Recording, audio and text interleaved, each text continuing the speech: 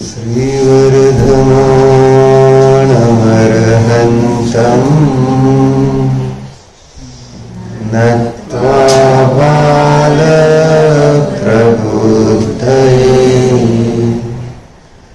विरच्यते मितस्पष्ट संदर्भन्यायदीपिकाम्। श्री अभिनव धर्मभूषण विरचित न्यायदीपिका। न्यायदीपिका म्हणजे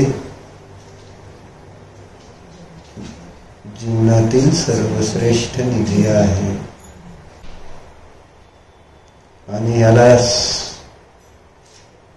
सर्वश्रेष्ठ निधी म्हणण्याचं कारण बाकी सगळ्या निधीची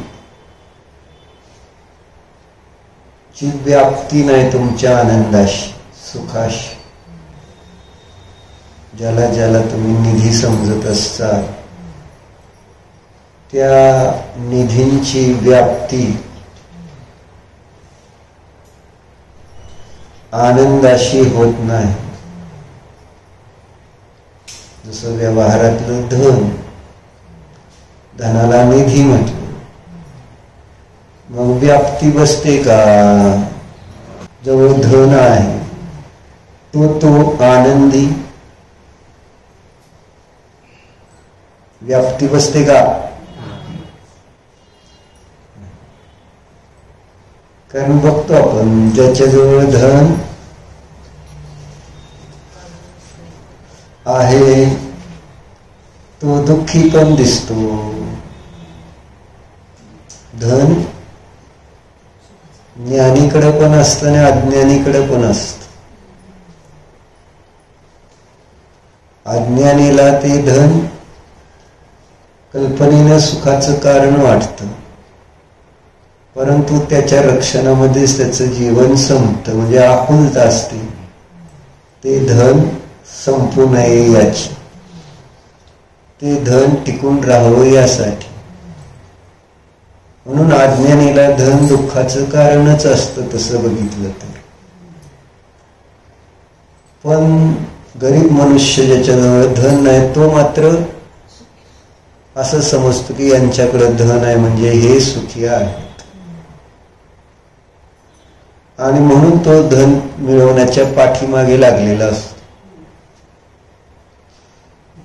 पण तसं नाही। त्याच्या लक्षात केव्हा येतं धन सुखाचं कारण नाही?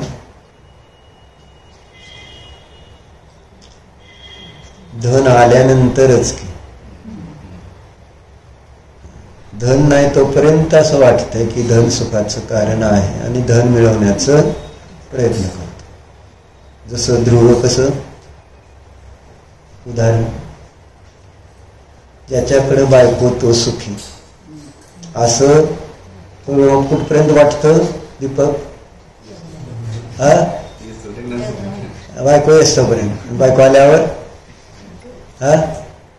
सुखी का दुःख आहे? तू दुःख आहे पुस्तक।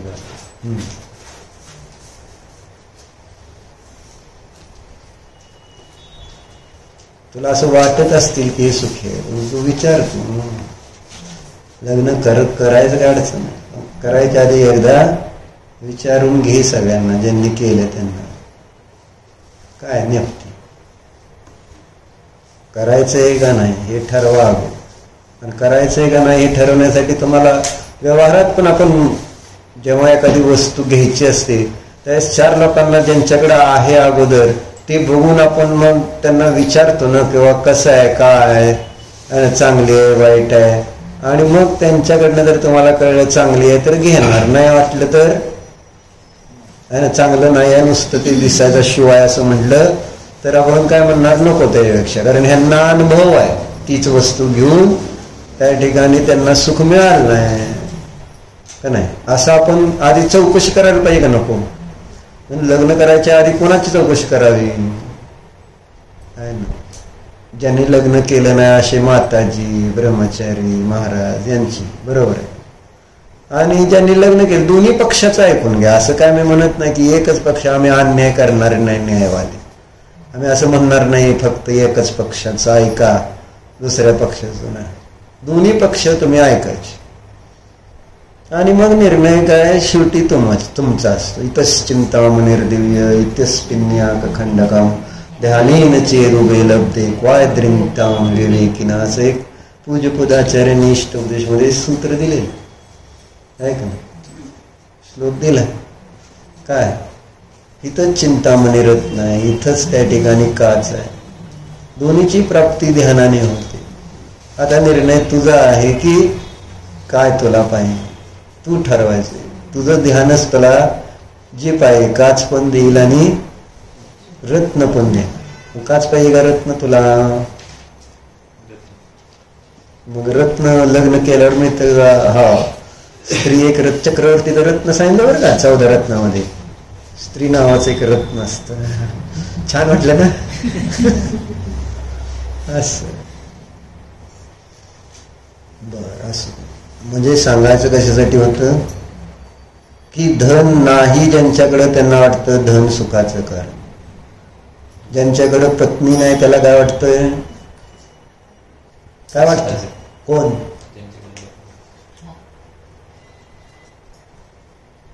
कुणाला वाटतं तसं? ज्याच्याकडे पत्नी नाही त्याला वाटतं की कोण? हा असं म्हण की पत्नी, पती, असं जे कोणी असेल ते सुखाचं कारण असं वाटतं. म्हणलं व्याप्ती नाही, ती निधी नाही आहे हे लक्षात घ्या.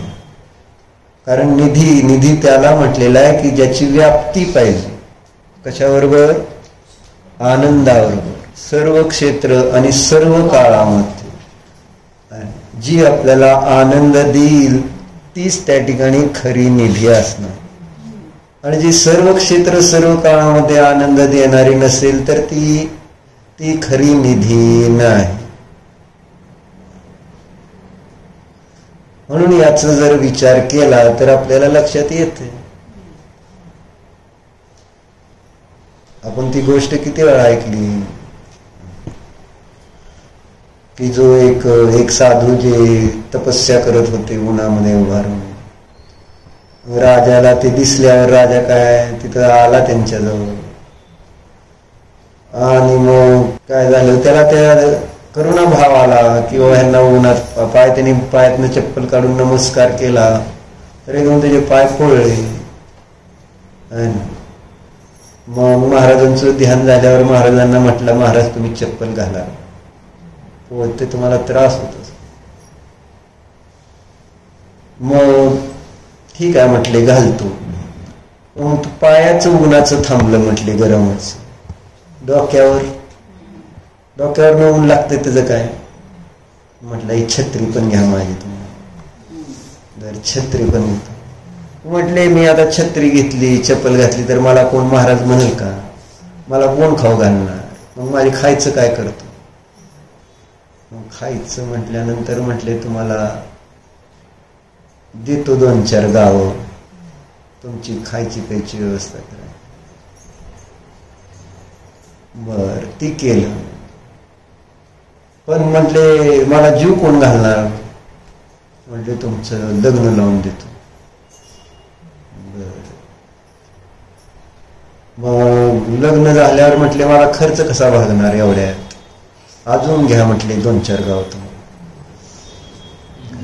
बर परत मुलं, परत माझा खर्च वाढेल. मग म्हटले अजून तुम्हाला देतो गाव 2-4 घ्या. बर मग असं सगळं झालं. आणि एक दिवशी म्हटले काय झालं समजा, काय नाही, पूर आला. आणि पुरामध्ये काय झालं, माझी सगळी बायका पोरं वाहून गेली. म्हटले रडणार कोण? राजाला. राजाला पण माणसं देतो असं म्हणत. मग राजा त्यावेळेस काय म्हटला महाराजांना, तुम्हाला तर रडावं लागणार, बायका पोरं तुमची गेल्यावर कोणाला रडावं लागणार? कोणाला? राजाला. राजाने सगळी साधनं रडायची दिली का सुखी व्हायची दिली? आवाज येतोय काय? रडल्यासारखा आवाज येतोय. रडायची मोठी ती रडण्याची साधन आहेत असं मला सांगायचं. दुःखाची साधन आहे. आणि याच्यावर तू विचार कर. विचार केल्याशिवाय समजणार नाही नेमकी नाही. ऐकून कळत नसत्या गोष्टी. तुम्ही म्हणून त्याच्यासाठी न्याय शिकायचा. न्याय तीच गोष्टी घडवून तुम्हाला प्रत्येक गोष्टीचं भावभासन करून देण्याचा प्रयत्न करतो. इथं केवळ शब्दाने समजत नाही आपल्याला शास्त्र. बरोबर का नाही? आपण वाचलं म्हणून समजत नाही. आणि आपण जोपर्यंत डोकं लावणार नाही तोपर्यंत समजणार. आणि जिथं डोक्याचा वापर सुरू होईल तर तुम्हाला त्या विषयांचा भावभासन होऊ लागेल. तर मग निर्णय करता येईल तुम्हाला की माझं हित कशात आहे, माझं अहित कशात आहे.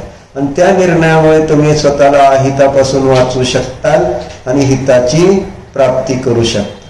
पण तुम्हाला त्याचं भावभासन नसल्यामुळं किती जरी म्हटलं आत्मा सुखाचं कारण आहे आणि सगळं बाकी दुःखाचं कारण आहे, भावभासन नाही न त्याच्या दुःखाचं. तसं तर त्या दुःखाची अनुभूती घेता तुम्ही, पण तुम्हाला तिथं तुम्ही नेहमी डोळे झाक करता.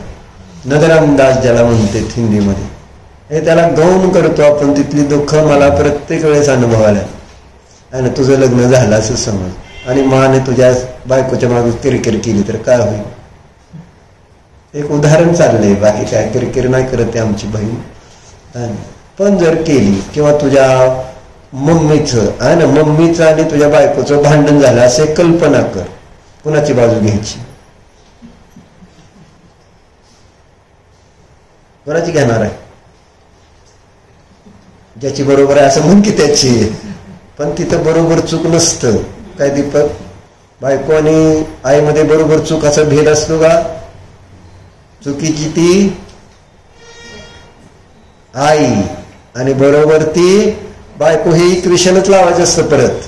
हे ती भले बायको चुकीची किती जरी असली तरी चुकीची ती आईच असणार. हे लक्षात राहते. सूत्र जर सुखी राहायचं असलं हे बरोबर सगळं असतं.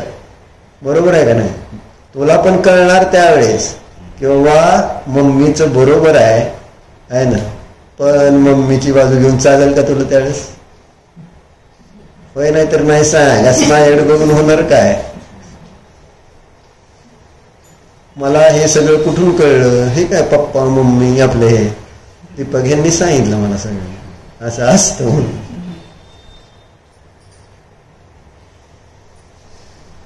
चर्चा कशासाठी चालली ती आपली? त्या बाहेरच्या वस्तू ज्यांना मी निधी मानून बसलेलो आहे त्यांची त्या सुखाबरोबर व्याप्ती नाही. म्हणजे ते एकांताने सुखाचं कारण नाही. काय सांगायचं? हे कशासाठी सांगतोय? आपलं प्रकरण चाललंय. ते प्रकरण काय चाललंय आपलं? प्रत्यक्ष ज्ञान जे आहे तेच त्या ठिकाणी पारमार्थिक सुख स्वरूप आहे. कारण पण नाही म्हणत ते आहे ना. कारण म्हटलं तरी कारणकारी असा भेद होईल आहे ना. इथं ते प्रत्यक्ष ज्ञान जे आहे तेच सुख स्वरूप आहे असं म्हणायला. भेद संपवून टाकला त्यांनी. आता करणार आहे ती चर्चा. साधन आणि साध्य. साधन मी मानलं साधन ज्ञान आणि पारमार्थाची प्राप्ती साध्य. आता करू की आपण. आता तो विषय घ्यायचा आहे क्रमाने किंवा अनुमान वाक्य आपल्याला इथं करायचे. कारण आपण काल विषय पाहिला होता कोणता? की बाबा इथं या गाथेमध्ये जी चर्चा आली त्याच्यामध्ये काय सिद्ध करायचंय कुंद आचार्यांना, कुठे सिद्ध करायचंय आणि कशाच्या द्वारे सिद्ध करायचंय असे 3 प्रश्न विचारलेले होते की ज्याद्वारे आपल्याला इथं या कुंदाचार्यांचा गाथेचा भाव पकडता येईल, अभिप्राय पकडता येईल. कारण युक्तीचा अवलंब तर दिलेच त्यांनी शब्द रूपाने, पण युक्तीचं अवलंबन घेतल्याने होतं काय? तर आपल्याला त्याचं भावग्रहण होत. म्हणून युक्तीचा वापर म्हणजेच अनुमान आहे ना, की ज्या अनुमान अंतर्गत काय असतं, साधनावरून साध्य सिद्ध केलं जातं. आणि साध्य जे असतं ते आहे ना असिद्ध असतं, प्रसिद्ध असतं. आणि असिद्ध साध्याला, जसं पर्वतावरचा अग्नी सिद्ध आहे का असिद्ध आहे? पर्वतावरचा अग्नी सिद्ध आहे का असिद्ध आहे? असिद्ध आहे म्हणून तर सिद्ध करायला लागलो ना आपण धुराच्या द्वारे. जर सिद्ध असतं तर धुराच्या द्वारे कशाला सिद्ध करायला लागणार? आपल्याला दिसत नाही आहे, परंतु आपल्याला तिथं धूर दिसतोय, तर त्या धुराद्वारे हे जाणायचं आपल्याला, जेव्हा तिथं अग्नी असला पाहिजे असं ना. तसं इथं आपल्याला काय सिद्ध करायचंय, कशाच्या द्वारे सिद्ध करायचंय आणि कोठे सिद्ध करायचंय ही चर्चा चालली होती. तर गाथेचं शीर्षक आपण बघितलं होतं, अथ एतदेव प्रत्यक्षम पारमार्थिक सौख्यत्वेन उपक्षिपती. आता हेच प्रत्यक्ष ज्ञान काय सांगितलं, पारमार्थिक सुखाचं कारण आहे हे इथं सांगता आहे.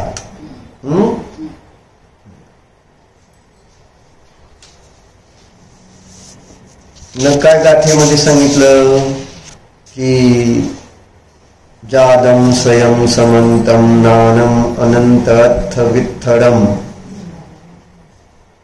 ज्ञानम अनंतत्थ वित्थडम विमलम रहिदम तु मोग्गहादिहिम सुहम तियेगम तियम भणिदम. असं ती गाथा आहे. त्याचा अर्थ त्यांनी सांगितला की प्रत्यक्ष ज्ञान कसं असतं आणि ते जसं असतं त्यामुळे ते एकांताने सुखरूप असतं. मग त्याची 5 विशेषणं दिलेली आहेत. काय काय दिली की प्रत्यक्ष ज्ञान कसं आहे, स्वयं उत्पन्न होणार आहे, हे पहिलं विशेषण दिलं. आणि मग ते प्रत्यक्ष ज्ञान स्वयं उत्पन्न होत असतं, त्यामुळं एकांताने सुखरूप आहे. बरोबर. दुसरं विशेषण ज्ञानाचं त्यांनी काय दिलंय, प्रत्यक्ष ज्ञानाचं समंत, म्हणजेच सर्व आत्मप्रदेशांच्या द्वारे जाणतो, म्हणून ते ज्ञान एकांताने सुखरूप आहे. तिसरं त्या ज्ञानाचं विशेषण काय दिलं, अनंत पदार्थामध्ये विस्तृत आहे ना. मग असं अनंत पदार्थामध्ये ज्ञान विस्तृत असल्यामुळे ते ज्ञान एकांताने सुखरूप आहे. आणि चौथं विशेषण काय दिलंय, विमलम, की ते प्रत्यक्ष ज्ञान कसं आहे, विमल असल्यामुळं त्या ठिकाणी ते एकांताने सुखाचं कारण आहे. आणि 5वं विशेषण काय दिलं, अवग्रह आदी शिवायच ते ज्ञान जाणत आहे आणि म्हणून ते प्रत्यक्ष ज्ञान एकांताने सुखरूप आहे. आता इथं तथोपपत्ती रूपाने, तथोपपत्ती म्हणजे काय, साधनाच्या सद्भावात साध्याचा सद्भाव. जसं उदाहरण काय, धुराच्या सद्भावात अग्नीचा सद्भाव, त्याला म्हणायची तथोपपत्ती आहे ना. म्हणजे सद्भाव दाखवणं. धुराचा सद्भाव आहे तर अग्नीचा सद्भाव आहे, बरोबर आहे. याला तथोपपत्ती म्हणतात. आणि अन्यथानुपत्ती कशाला म्हणायचं, बरोबर. म्हणजे अग्नी जेथे नसणार तेथे धूर नसणार, असं त्याला काय म्हणायचं, अन्यथा अनुपपत्ती हे रूप हेतू आहे ना, अन्यथा अनुपपत्ती. ठीक आहे. तथोपत्तीला कधी अन्वय पण म्हटलं आणि अन्यथा अनुपत्तीला व्यतिरेक म्हटलं जात. एक सामान्य. तसं तर अन्वय व्याप्ती आणि व्यतिरेक व्याप्ती त्याला त्यामध्ये अन्वय आणि व्यतिरेक घटवला जातो.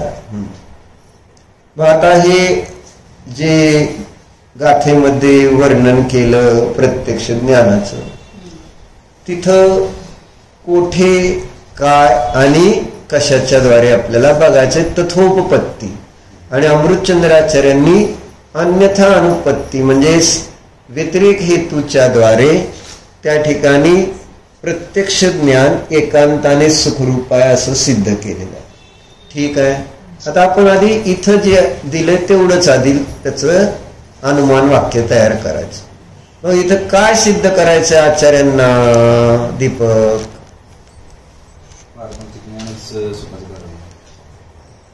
काय सिद्ध करायचं हे? बरोबर. कुठे सिद्ध करायचं? आता ह्या प्रश्नाचं उत्तर काय देणार? मग आपल्या ज्ञानामध्ये नाही ना, आपल्या ज्ञानाने. आपण आता युक्ती वापरतोय, आपलंच ज्ञान आहे. आता इथं अनुमान वाक्य पर्वत, अग्नी आणि धूर असं बघितलं का नाही? अग्नी सिद्ध करायचं. कुठं सिद्ध करायचं? पर्वतावर सिद्ध. कशाच्या द्वारे सिद्ध करायचं? तर धुराच्या. तसं या गाथेमध्ये काय सिद्ध करायचंय?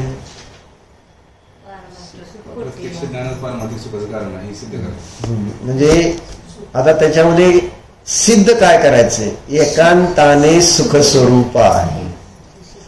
एकांताने सुखरूप कोण आहे? तर पक्ष सापडणार. कोण? प्रत्यक्ष ज्ञान. आधी काय सिद्ध करायचं? की पारमार्थिक सुख सिद्ध करायचं असं म्हणा. काय सिद्ध करायचं? पारमार्थिक सुख कोणतं असतं, काय असतं हे सिद्ध करायचं ना. म्हणून पारमार्थिक सुख झालं काय? अग्नीप्रमाणे साध्य झालं. कोठे सिद्ध करायचं ते पारमार्थिक सुख असतं? तर प्रत्यक्ष ज्ञानामध्ये पारमार्थिक सुखपणा असतो हे सिद्ध करायचं. बरोबर आहे की नाही? प्रत्यक्ष ज्ञानच पारमार्थिक सुख आहे. पर्वतावर अग्नी, तसं प्रत्यक्ष ज्ञानामध्येच पारमार्थिक सुख आहे. बरोबर आहे का?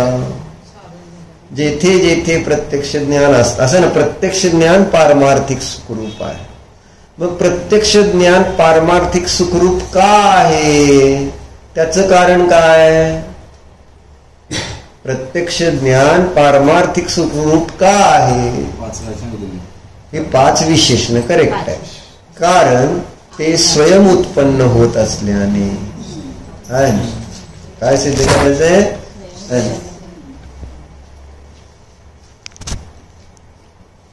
बरोबर आहे. स्वयं उत्पन्न होत आहे म्हणून ते प्रत्यक्ष ज्ञान पारमार्थिक सुखरूप आहे.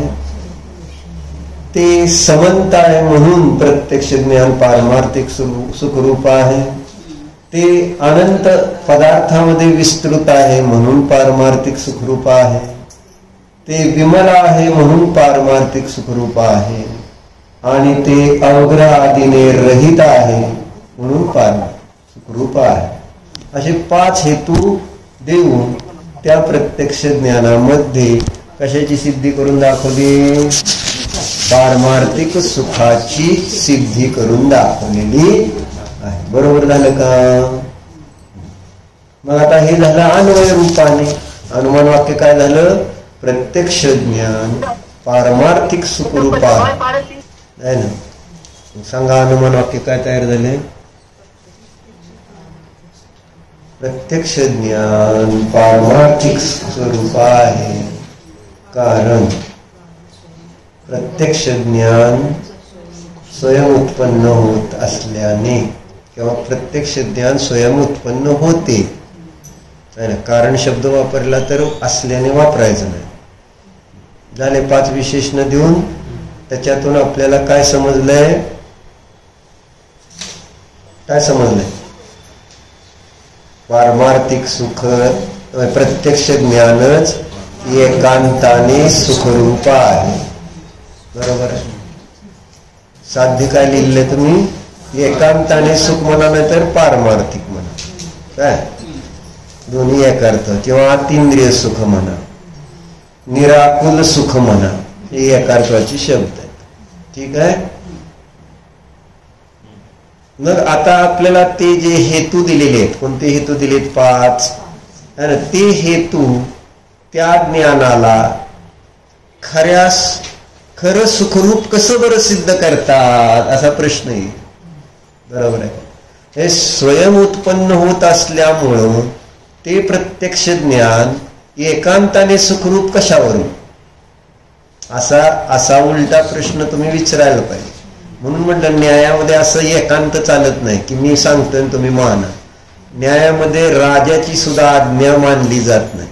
कोर्टामध्ये राजा आहे मी म्हणून मी म्हणेल तसंच व्हायला पाहिजे, तर तिथं त्या ठिकाणी तो अन्याय होईल. न्यायामध्ये राजा असो नाही तर रंक असो, सगळ्यासाठी न्याय समानच असतो, तर तो न्याय आहे. नाहीतर मग अन्याय होईल. बरोबर आहे का नाही? म्हणून इथं सगळ्याला आपली बाजू मांडता यायला पाहिजे. बरोबर आहे. चूक हा निर्णय नंतरचा असेल, पण अगोदर बाजू तर मांडायची परमिशन पाहिजे का नको? किंवा प्रश्न उत्पन्न करण्याची तिथं परमिशन पाहिजे का नको? है ना. म्हणजे न्यायामध्ये जर प्रश्नाला बंदी घातली तर तो न्याय राहणार. म्हणजे प्रश्न जर विचारायची परमिशन नसेल तर मग तो अन्याय झाला. हे तिथं ते तुम्हाला आज्ञा झाली, फक्त तुम्ही आम्ही सांगतोय ना ऐकायचं, बाकी तिथं तुम्ही काय विचारायचं नाही. परंतु न्यायाचं हृदय मोठं असतं की त्याच्यामध्ये ते सगळ्याला, म्हणजे चूक असलं जरी तरी सुद्धा एक संधी सगळ्याला दिली जाते. म्हणून इथं प्रश्न विचारायला परमिशन पाहिजे ना तुम्हाला, की तुम्ही हे जे म्हणाला, काय म्हणालो, प्रत्यक्ष ज्ञानच एकांताने सुखरूप आहे. आणि त्याची ही जी 5 कारणं दिली ती आम्हाला समजली नाहीत. याचा आणि एकांताने सुखाचा काय संबंध, असं डोकं वापरा ना जरा. आता इथं लिहिलंय, आचार्य लिहिलंय आज्ञा सम्यक्त्वाच्या अपेक्षेने, ठीक आहे, पण त्याच आपल्याला श्रद्धान बसणार नाही आहे. श्रद्धान बसणार नाही म्हणजे कॅज्युअली घेणार, आपण गंभीरतेने घेणार नाही की बाबा हे असंच आहे, या प्रकारेच आहे, अन्य नाही, अन्य प्रकारे नाही, अशी श्रद्धा होणार नाही. किंवा झाली तर अंधश्रद्धा होईल. मग काय ना सांगतेत म्हणून आणि कुल परंपरेने आपल्या जैन शास्त्र सांगितलं म्हणून, आणि तुम्ही जरा मंद कशाही म्हणून स्वीकारताय, तीव्र कशाही मानणार नाही, तो विरोध करू शकेल ना, किंवा ऐकणारच नाही. म्हणून इथं जेव्हा आपल्याला सांगितलेला हेतू समजत नसतो तर त्या हेतूला सुद्धा समजण्यासाठी प्रश्न करायला पाहिजे की प्रत्यक्ष ज्ञान स्वयं उत्पन्न होतं म्हणून एकांताने सुखरूप आहे, असं ते स्वयं उत्पन्न होणं हा हेतू त्या प्रत्यक्ष ज्ञानाला एकांताने सुखरूप कसं बरं सिद्ध करतो, असा प्रश्न आला ना. मग ते समजण्यासाठी आहे ना आचार्य काय करतात, आता अमृतचंद्र व्यतिरेक रूपाने समजावून सांगतात. आहे ना की म्हणजे व्यतिरेक म्हणजे की ज्या ज्ञानाची उत्पत्ती स्वयं होत नसते ते ज्ञान तुला परिचित आहे. मग त्या परिचित ज्ञानाकडून तुला या अपरिचित ज्ञानाचा परिचय करून देणार. मग तुला स्वतःच इथं समजणार आहे की जिथं ज्ञान स्वयं उत्पन्न होत नसतं तिथं त्या ठिकाणी ते दुःख रूप असतं. मग त्याच्या विरुद्ध जे असतं ते मग सुखरूप आहे अशी सिद्धी. कारण कधी काही गोष्टीला अन्वय असतात तिथं दृष्टांत नसल्यावर व्यतिरेक व्याप्तीच्या द्वारे त्या विषयाला समजावून सांगावं लागतं. मग अमृतचंद्र आचार्य आता व्यतिरेक व्याप्तीच्या द्वारे म्हणजे त्या हेतूंना जादम स्वयं समंत आणि हे अनंत पदार्थामध्ये विस्तृत वगैरे जे हेतू दिलेले आहेत त्या हेतूंची प्रतीती यायला पाहिजे. कारण हेतू काय करतोय तो, जसं धूर काय करतोय, अग्नीला सिद्ध करतोय. पण जर तुला कळलं नाही की धूर कसा अग्नीला सिद्ध करतोय, तर तू त्या धुरावरून अग्नी समजू शकेल काय? आणि म्हणून तुला तसा उदाहरण द्यावं लागेल की जे तुला समजतंय. म्हणून सांगितलं बाबा स्वयंपाकघरात बघितलं का नाही धूर अग्नी, तू म्हणजे त्याच्यावरून इथं धूर दिसतोय म्हणजे अग्नी आहे असं ते अन्वय व्याप्तीने समजावून सांग. कधी व्यतिरेक व्याप्ती, तू तलाव बघितला का नाही? हो बघितलं. त्यात तुला कुठं अग्नी दिसला का? नसतो. मग धूर तर दिसतो का? तिथं नाही. तलाव बघितला असताना अग्नी नाही, धूर नाही. त्याप्रमाणे आता तिथं तर मात्र आहे ना, धूर दिसतोय म्हणजे अग्नी आहे. बरोबर आहे का? जर तिथं धूर नसता तर मग तलाव पण असू शकला असता व्यतिरिक्त. परंतु आता तिथं जसं तलावामध्ये अग्नीच्या अभावात धुराचा अभाव दिसतोय, तसं तिथं मात्र पर्वतावर धुराचा अभाव दिसतोय का?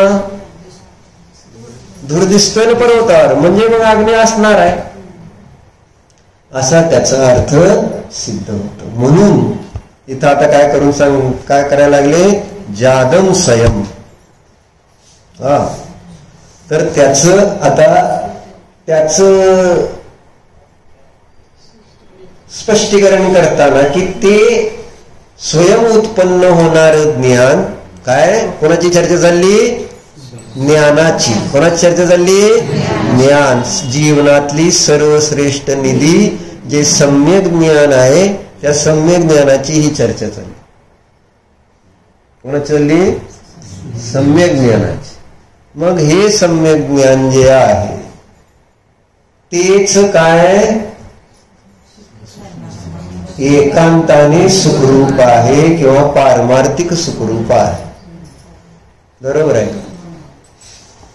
जे एकांताने सुखरूप असतं तेच पारमार्थिक सुख असतं बरं का. म्हणजे असा त्याचा संबंध आहे. जे कथनचित सुखरूप आहे आणि कथनचित दुःखरूप आहे ते पारमार्थिक नसतं. मला लक्षात. ज्याच्यामध्ये कुठंतरी थोडस जरी अवकाश असेल दुःखाचा तर ते पारमार्थिक सुख असणार नाही. पारमार्थिक सुखाचा कुठं त्याच्यात दुःखाचा आहे ना परमाणू सुद्धा नसला पाहिजे, नसतो तरच ते पारमार्थिक सुख आहे. ठीक आहे. मग आता काय सांगायला लागले बघा, काय सांगायला लागले आता की जादम संयम हा जो हेतू त्या प्रत्यक्ष ज्ञानाला एकांत सुखरूप आहे हे सिद्ध करतोय, तर ते स्वयं उत्पन्न होणं हे एकांताने सुखरूपाला कसं सिद्ध करतं त्या ज्ञानाला. बरोबर. तर आता काय म्हटले बघा अमृतचंद्राचार्य, यतः हि परतः जायमानं पराधीनतया. एवढंच वापर. काय म्हटले की स्वयं उत्पन्न होण्याच्या विरुद्ध काय झालं? पराच्या द्वारे. एक स्वच्या द्वारे उत्पन्न होत नाही तर तिसरी काय स्टेप नाही. स्वच्या द्वारे उत्पन्न होणार ते प्रत्यक्ष आणि ते एकांताने सुखरूप. आता जे पराच्या द्वारे उत्पन्न होत आहे ना ते ज्ञान काय सांगतायत? एकांताने दुःखरूप आहे. का? तर त्याच्यामध्ये हेतू दिलाय पराधीनता. हेतू दिला ना त्यांनी, पराधीनतया. म्हणजे पराच्या अवलंबनाने जाणणार ज्ञान एकांताने सुखरूप नाही. काय? पराच्या द्वारे जाणणार ज्ञान एकांताने सुखरूप नाही, कारण पराधीन असल्याने. असं हे अनुमान वाक्य तयार आहे ना. म्हणजे इथं काय सिद्ध केलं की पराच्या द्वारे उत्पन्न होणार ज्ञान आहे ना दुःखरूप आहे कारण पराधीन असल्याने, हे पराधीनता हा हेतू त्या सुखाच्या अभावाला सिद्ध करतो, आणि त्याच्या विरुद्ध स्वाधीनता हा हेतू सुखाच्या सद्भावाला सिद्ध करतो. बरोबर झालं का? मग आता ही गोष्ट मला लक्षात यायला पाहिजे. कोणती? की पराच्या द्वारे उत्पन्न होणारं ज्ञान पराधीन आहे किंवा नाही. आता या पराधीनते हेतूच्या द्वारे ते पराच्या द्वारे उत्पन्न होणारं ज्ञान सुखरूप नाही हे सांगितलेलं आहे. तर आता पराधीनता हेतू अपरिचित नाही आहे, स्वयं उत्पन्न होणार आहे हा हेतू अपरिचित आहे. कारण तुम्हाला ते ज्ञान माहितीच नाही, कधी ऐकलं नाही तुम्ही त्याच्याबद्दल. कोणतं ऐकलं नाही? स्वयं उत्पन्न. भले त्याचं तुम्ही दर्शन केलं पण तुम्हाला ते कधी समजलं नाही. रोज दर्शन केलं ना आपण, देवाचं दर्शन कोण करतो म्हणजे काय करतो? स्वयं ज्यांचं ज्ञान उत्पन्न होतं ते केवळ ज्ञान आहे ना. त्या केवळ ज्ञानामध्ये केवळ ज्ञानाला कोणाची अपेक्षा आहे? केवळ ज्ञानाला सूर्याच्या प्रकाशाची अपेक्षा आहे का? केवळ ज्ञानाला इंद्रियांची अपेक्षा आहे का? केवळ ज्ञानाला पदार्थांची अपेक्षा आहे का? केवळ ज्ञानाला कर्माची अपेक्षा आहे का? मग जेव्हा आपण ज्ञानाची जी जी कारण भासित होत आहेत त्या कारणाच्या द्वारे आपण जाणतो, परंतु केवळ ज्ञानाला या कोणत्याही आहे ना कोणत्याही परवस्तूची गरज नाही. दिसते का नाही? म्हणजे मग मला आता आपण आपल्यावर बघायचं ना. मला जेव्हा एखादी रूपी वस्तू पाहिजे त्यावेळेस मला काय पाहिजे? काय पाहिजे? एक तर ती वस्तू पाहिजे ज्याला पाहायचंय ती, दुसरं डोळे पाहिजे, तिसरं प्रकाश पाहिजे, चौथं त्याचा क्षयक्षम पाहिजे. म्हणजे तसं कर्म पाहिजे क्षयक्षम की जेणेकरून मला त्या रूपी पदार्थाला जाणता येईल. डोळे पण असतील है ना, वस्तू पण आहे, बरोबर आहे, प्रकाश पण आहे, पण ठेस लागते की नाही? कसं काय लागली? क्षयक्षम. पुस्तक पण आहे, ज्ञान पण आहे का नाही, प्रकाश पण आहे, वाचता पण येतंय तरी समजत नाही का? समजलं? म्हणजे इथं किंवा मग क्षयक्षम आहे ना, लाईट पण आहे, वाचता पण येतंय, पुस्तक नाही. आहे का पुस्तक? आहे का? कुठे आहे पुस्तक? प्रवचन सर कुठे आहे तुझ्या जवळ? मग आता काय वाचतोय मी?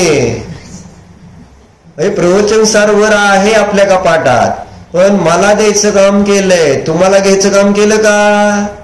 मला कशाला लागतंय पुस्तक? प्रत्येकाच्या घरात आहे. काली विषय आपला ह्याच्यावर होणार होता हे माहिती आहे. किती जणांनी प्रवचन सार फक्त एक त्या ह्यांनाच करणार, आणि त्यांनी दोघांनी आणले, तिघांनी आणले, 3 जणांनी, 4. मी काय प्रश्न विचारला तुम्हाला? चुकला आणि हे 2 महत्वाचे. म्हणजे तिसरं काय सांगायचं कारण आहे का? म्हणजे त्या मिलन काय ह्यांना काय, तुम्हाला पण तीच वेळ आली. म्हणजे बायकांचा सगळा एकच स्वभाव असं सिद्ध होतंय असं मला वाटायला लागलं. लिहून मी वाचले घेऊन आणले असं म्हणून चालतं का? पुस्तक आता मी एक तिथं संस्कृत वाचतोय, म्हणजे मी वाचतोय ते खरं वाचतोय का खोटं वाचतोय माझ्यावर विश्वास नुसता ठेवून अंधविश्वास ठेवायचा चालत नाही मला. कारण विद्यानंद आचार्यांचा मी शिष्य आहे, वीरसागर महाराजांचा आहे. त्यांनी आज्ञा प्रदानीपेक्षा परीक्षा प्रदानी श्रेष्ठ मानले. त्याचा अर्थ परीक्षा प्रदानी जास्त श्रद्धाने आज्ञा प्रदानीपेक्षा. तुम्हाला असं वाटेल नाही विचारता आम्ही सगळं ऐकतो म्हणजे आम्ही लय भारी. कोण जास्त त्या ठिकाणी श्रद्धावान आहे? समंत भद्र आचार्य ज्यांनी देवाची परीक्षा घेतलेली सारखी दिसते, पण कोण परीक्षा घेतो? ज्याची देवावर पूर्ण श्रद्धा आहे की हेच खरे, त्यांनाच देवाची परीक्षा सुद्धा घेताना शंका येणार नाही की बाबा देव हे खरे आहेत का माझे खोटे आहेत. पूर्ण आत्मविश्वास असतो, तोच परीक्षा चांगली करू शकतो. असं आहे ते. करायचं रे, आपल्याला शिकायचं हे सगळं खरं खरं वाटायला पाहिजे. खोटं खोटं आहे ते खोटं खोटं वाटलं पाहिजे. नाहीतर मग खोट्याचं खरं जे करून आपल्या बुद्धीत त्याची एक संस्कार, धारा, श्रद्धा आणि आचरण पडलं ना, ते संस्कार तुटत नाहीत ना लवकर. किती जरी कळलं आपल्याला हे खरंय, तुला कळलं का नाही सगळं खरंय ते, सुटतंय का? नाही ना. का नाही सुटत? का नाही सुटत? जे उपाय करा, अंधार घालवायचं तर काय करावं लागल? प्रकाश करा. तसं प्रकाश का आहे? हे प्रकाश आहे ना. प्रकाश करावं लागेल ना. नुसतं अंधार आहे हे मला कळलंय आणि प्रकाश केल्यावर अंधार जातो हे मला कळलंय, आणि प्रकाशच जर केला नाही तर मग तो अंधार जाईल का कधी तिन्ही काळात? म्हणून प्रकाश करायचा आहे का प्रकाशाच्या गप्पा मारायच्यात आपल्याला इथं? म्हणून न्याय जो आहे तो प्रयोग करायला शिकवतोय. महाराजांनी प्रयोग शिकवले, माताजींनी प्रयोग शिकवतायत. मी जाणणार आहे. प्रयोग महत्वाचा आहे ना. नाहीतर बाकी शब्दिक चर्चा भरपूर होते, ध्यान कोण करते? जे भरपूर चर्चा करणार आहेत त्यांना सुद्धा ध्यान म्हणजे काय, कसं, कोणत्या विषयाचं कसं ध्यान करायचं माहिती नाही, साधन माहिती नाही, विषय क्लिअर नाही, तर फळ कुठून येणार? दुसऱ्याला सांगून फळ येत असतं. किती विषय भारी भारी. आता आपण सांग म्हटलं अनेकांत एवढा जर सोपा असताना अनेकांत तर सगळ्यालाच लगेच समजला असता. पण इतर दार्शनिक जे आहेत इतके विद्वान, क्षयक्षम त्यांचा किती मोठा असतो माहिती आहे तुम्हाला? त्यांचे ग्रंथ तुम्ही न्याय वाचताना कळतं त्यांच्याकडे किती त्या ठिकाणी मोठा. त्यांच्या जर 6 महिने अकलंका देवाबरोबर ती तारादेवी वाद करू शकते, तर एवढा मोठा क्षयक्षम त्यांच्याकडे आहे. मग त्यांना साधं मला तुम्हाला लगेच कळलं का नाही अनेकांत?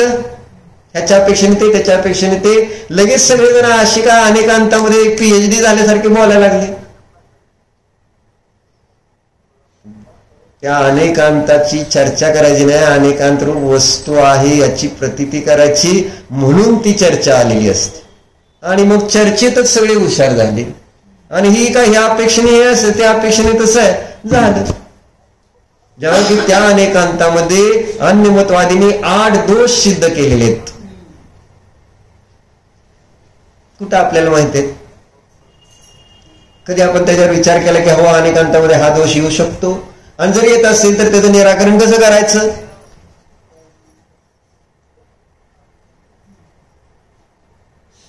म्हणून शिका. आता वेळ वाया जातोय, बाकी काय नाही.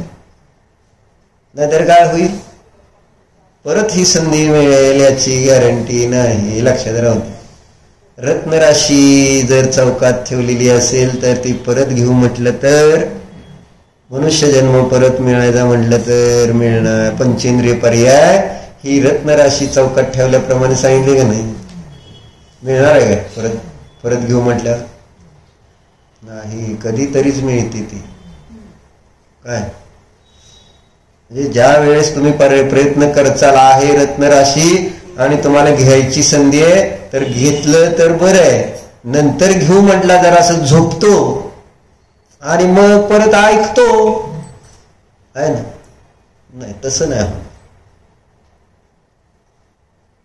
बरेच जण हे म्हणून युट्यूब ही ऐकतेत ना, ही मला अजिबात पसंत वस्तू नाही कधीच, म्हणून मी त्याला फॉर नाही. कारण सगळे आपली आपली कामं करत ऐकत असतात आणि दुसरी कामं आली की ही बंद करत असतात. म्हणजे त्याचं मला मग हे जिनवानी चाळविणे झालेलं आवडत नाही. गंभीरताच नाही. तुम्हाला तुमचं काम महत्वाचं आहे ते थोडं. मग तुम्ही शास्त्राला जसं समोर बसता त्यावेळेस तुम्हाला दुसरं काय करायला परमिशन नाही, तर तुम्ही हे ज्यावेळेस प्रवचन लाईव्ह ऐकायला बसताल तर तुम्हाला दुसरं कायला करायला परमिशन नाही. नियम घेऊनच बसायला लावते का ना अम्मा? जोपर्यंत चालू आहे तोपर्यंत सगळ्याचा बाकीच्या त्याग, घराचा वगैरे सगळा त्याग करून बसा म्हणतात का नाही? की जेणेकरून तुम्हाला विकल्प येणार नाही जोपर्यंत ऐकतो तोपर्यंत. मग असं कोणी ऐकतं का युट्यूबवर स्वयंपाक करता करता? मग फोन आला तर तिथनं बंद करायचा आणि फोन बोलायचं. मध्येच कोणतरी येतंय काहीतरी काय इकडे तिकडे फिरणं, असं कुठं असतं का शास्त्र? म्हणून युट्यूबवरचं शास्त्र खोटं असतं. ऐकणारे म्हणजे शास्त्र खोटं नाही, ऐकणारे खोटे लागत नाही. कारण समोरच्या समोर आता इथं तरी आता तुम्हाला व्हिडिओ आलाय पण तरी त्याला कुठं आता मला थोडंच तुम्हाला मी बघत नाही म्हणून गोष्ट जर मी बघितलं तर मी कोणाला काय करू देणार नाही. पण मला पण बघायचं नाही दुसऱ्याचं पण नाही. माझी बुद्धी खराब होईल. मी एवढा शांत नाही आहे, बाकी काय नाही. आहे का नाही? बरोबर आहे का? बरं की बरोबर आहे, शांत नाही म्हणून आहे का? सांगायचं तात्पर्य एवढं काय शास्त्र ऐकायला युट्यूबवर जे बसलेले असतील त्यांनी जोपर्यंत चालू आहे तोपर्यंत दुसरं काम करायचं नाही असा नियम घेऊन बसणार असला तर चालू करा. बरोबर आहे? नाहीतर उगाच तुम्हाला पाप लागेल. ऐकताय कमी आणि पाप जास्त बांधताय असं होत. चर्चा काय चालली?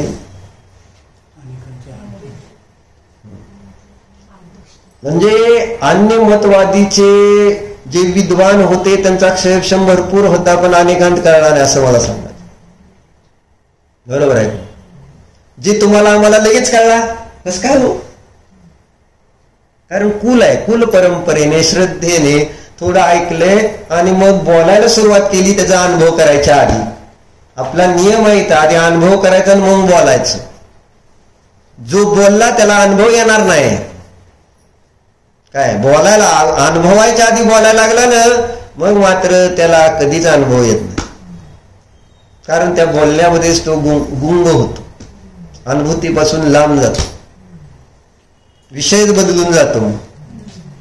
म्हणून आधी उतरवायचं असतं स्वतःमध्ये आणि मग त्या ठिकाणी सांगायचं. गांधीजी सारखं गुळ आधी स्वतः सोडायचा आणि मग बोलायचं गुळ खाऊ नको. आधी आत्मानुभव घ्यायचा आणि मग सांगायचं आत्मानुभव कर. नाहीतर काय वाचायचं ना आत्मानुभव बोलायचं आणि कुणी करायला लागलं तर म्हणायचं होत नाही, होत नसतं. कुणी घ्यायला लागलं तरी त्याला मग मागं वाढणार. कारण स्वतःच घेणार नाही तर दुसऱ्याला कसं घेऊ देणार असं होतं. म्हणून चर्चा कशासाठी? प्रवचनसार. आता इथं विषय चाललाय त्याच्यातली चर्चा आहे, पुस्तक आहे पण आपण काढत नाही असं होतं. चर्चा काय होती तर पहिला हेतू काय दिलाय आपल्याला? अनुभूतीला येणारा हेतू दिला. कोणता अनुभूतीला येणारा हेतू दिलाय? तुम्हाला अनुभूतीला येते स्वयं उत्पन्न होणं. काही बोलायचं स्वयं उत्पन्न पराधीनता हा जो हेतू देऊन ते पराच्या द्वारे उत्पन्न होणार ज्ञान दुःखरूप आहे हे मला समजू शकतं. काय मला समजू शकतं? ज्या ज्या ज्या ज्या वस्तूंमध्ये मला परावर अवलंबून राहावं लागतं तेव्हा तेव्हा मला तिथं काय होणार आहे? जसं इथं शास्त्राला माझ्या अधीन राहावं लागतं का नाही? सुख आहे का दुःख आहे? सिंपल आहे. मुलांना शाळेच्या शिक्षकाच्या अधीन झालं तर सुखी असतील का दुःखी असतील? आता जोपर्यंत शिक्षक शिकवतोय तोपर्यंत त्या मुलांना दुसरं काय करता येणार नाही. म्हणजे त्या पराधीन झाले नाही. एक सामान्य उदाहरण म्हणजे जेव्हा जेव्हा ज्ञान पराच्या अवलंबनाने होणार तेव्हा तेव्हा दुःख होणार. म्हणून ध्यानात पण लक्षात ठेवा, जे 2 वेळेला आपण रूपस्थ ध्यान दुपारी पिंडस्थ ध्यान सांगणार तर ते ध्यान पराधीन होईल. कारण सांगितलेलं ऐकल्यावर मला छान वाटते पण खरं ध्यान कोणतं असेल? जादम संयम. म्हणजे जे तुम्ही स्वयं ध्यान करायला ज्यावेळेस बसलेलं असतात ते ध्यान एकांताने सुखरूप असेल. आणि जे ध्यानाला आता येणार मग बरा वेळ जातो नाही तर बाकी वेळच जात नाही. कोणतरी सांगितलं, कॅसेट लावली तर बरं वाटलं. अशा पद्धतीने त्या ठिकाणी त्या कोणाच्या तरी शब्दाच्या द्वारे माझा उपयोग लावणं हे स्वाधीन आहे का पराधीन आहे? जर ते शब्द नसतील तर काय होतं? मग सांगणारा नसेल तर काय होईल? मग सुख मिळणार नाही. त्याचा अर्थ काय झालं? पराच्या द्वारे उत्पन्न होणार ज्ञान हे एकांताने ओम नमः